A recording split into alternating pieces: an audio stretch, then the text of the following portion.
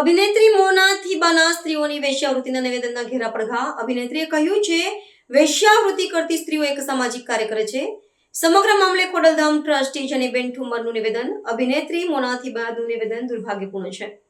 મોના થીબાએ સામાજિક સંસ્થાઓની અને મહિલાઓને માફી માંગવી જોઈએ.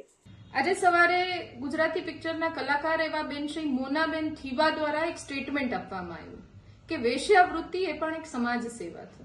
ખરેખર ખૂબ મહિલા તરીકે અપાયેલું સ્ટેટમેન્ટ ને મહિલા દ્વારા એટલે સંભળાયેલું સ્ટેટમેન્ટ આ ખૂબ દુર્ભાગ્યપૂર્ણ હું ગણાવું છું કે તમે જાહેર જીવનના વ્યક્તિ છો, તમારા ઘરેથી તમારા હસબન્ડ ધારાસભ્ય કક્ષાના વ્યક્તિ રહી ચૂક્યા છે, તમારા સસરા ધારાસભ્ય રહી ચૂક્યા છે, જાહેર જીવન સાથે તમારું આખો એ પરિવાર સંકળાયેલો છે અને તમે આવી વાત કરો કે વેશ્યાવૃત્તિ એ પણ એક સમાજ સેવા છે, તો હું માનું છું કે મહિલા તરીકે તમારે આના માટે આ સ્ટેટમેન્ટ માટે શરમાવવું જોઈએ.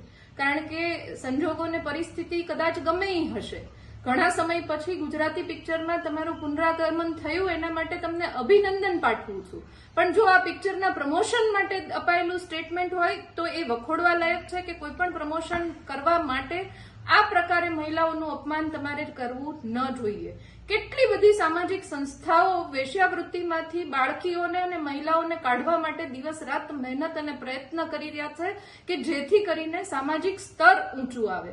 કેટલી બધી એનજીઓઝ આ મહિલાઓને ફરીથી સોસાયટીમાં પ્રસ્થાપિત કરવા માટે મોટી મોટી મુહિમ ચલાવી રહ્યા છે અને ત્યારે તમે આવું સ્ટેટમેન્ટ આપો છો કે આ પણ એક સમાજ સેવા છે, તો હું માનું છું ત્યાં સુધી આના માટે તમારે જાહેર મીડિયાના માધ્યમથી માફી માંગવી જોઈએ.